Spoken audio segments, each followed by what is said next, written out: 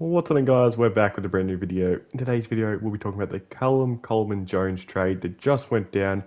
I did not think any trades were actually going to get done today, but next minute I check my Instagram feed and there's a new trade that went down, and it's a pretty big trade. It's been talked about all trade period if it would get done, and it just got done on the last day of the week.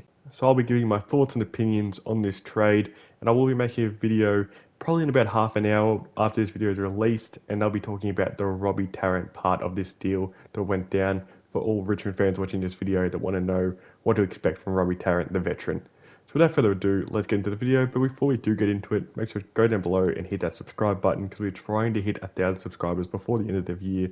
So if you could help me out by doing that, there'll be a lot of AFL content hitting your page if you subscribe to this YouTube channel. So without further ado, let's get into it.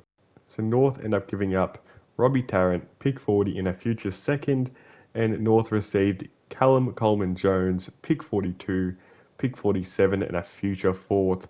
Now, the one thing I saw that North fans weren't too excited about this trade is they did give away a future second, but you're getting a guy that was a first round pick only like a couple drafts ago, so you're definitely getting your value back from this guy. And this guy has already shown himself at AFL level. Only earlier on this year, when Tom Lynch went down with an injury, he came in and kicked 4 goals and absolutely gripped the game apart against the Crows, taking it nice contested marks and playing probably about 40% of ruck in that game, also helping out with Marbiel Troll if I'm thinking of the right game.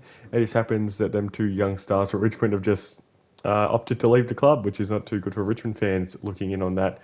But this guy is 22 years old. He's about 200 centimeters, 100 kilos. Has a lot of development go to actually be a full-time ruckman. I do see him probably playing about 60-40 with 40% ruck time. With Todd Goldstein probably playing a bulk of the ruck next year. You could even see him almost be a main key forward, Coleman-Jones, because that's probably where he best sits at AFL level currently, because his body's probably not an AFL ruckman body yet, because he's still trying to build into his frame, but he still has a lot of development to go, and he literally fits in perfectly to their age profile at their club right now. He literally fits in with the young core of Nick Larkey, Jaden Stevenson, Cam Zerha, and all that down there in forward line, Taron Thomas. Like, he's literally the same age as all these fellas. They can build together, and build for the future of the football club. So North have done some really great recruiting over the last couple of years. So hands down, great job to North for doing this, and I can't wait to see this guy in action next year.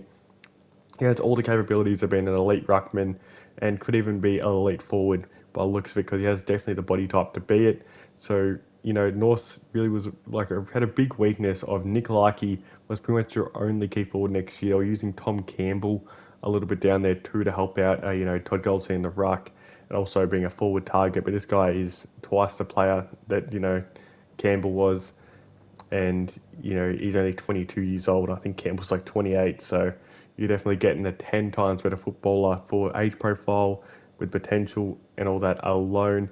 And plus, even when we're only running Nick Larkey's, they're only tall down there, then they had to use Cam Zerha, so that means Cam Zerha is getting a smaller defender, and he's the Bulls, so he did literally just helps in every aspect of North's actual forward line and structure of how they're going to play and to set them up for the future. So I love this move.